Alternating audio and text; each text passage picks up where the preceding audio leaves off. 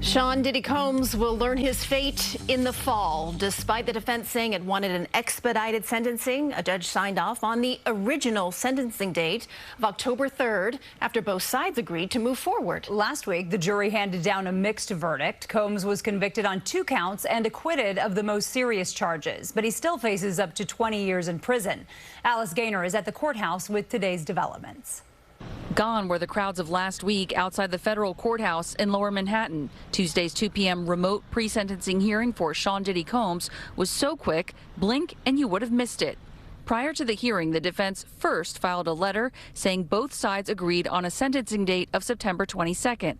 But then the defense filed another letter with the court saying, quote, the parties proposed the court's original date of October 3rd, 2025. Neither party had any other issue to address during the hearing, so it was adjourned.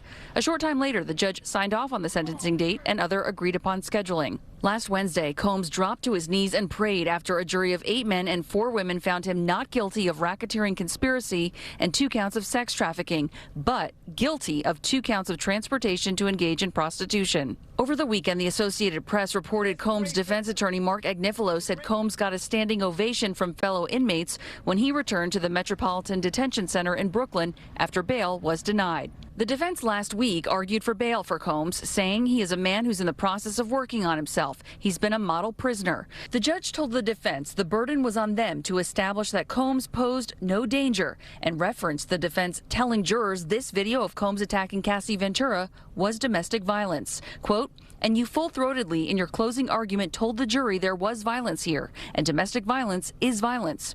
I tried asking the defense about this post-verdict.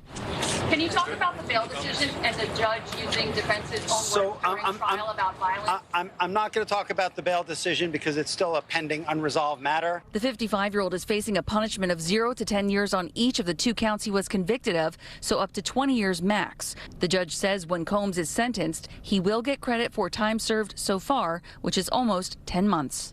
We could only hear audio during the very brief teleconference we do know Sean Combs was on. I reached out to his defense team to find out why they didn't end up pushing for an expedited sentencing. I have not yet heard back. Outside the federal courthouse in Lower Manhattan, Alice Gaynor, CBS News, New York.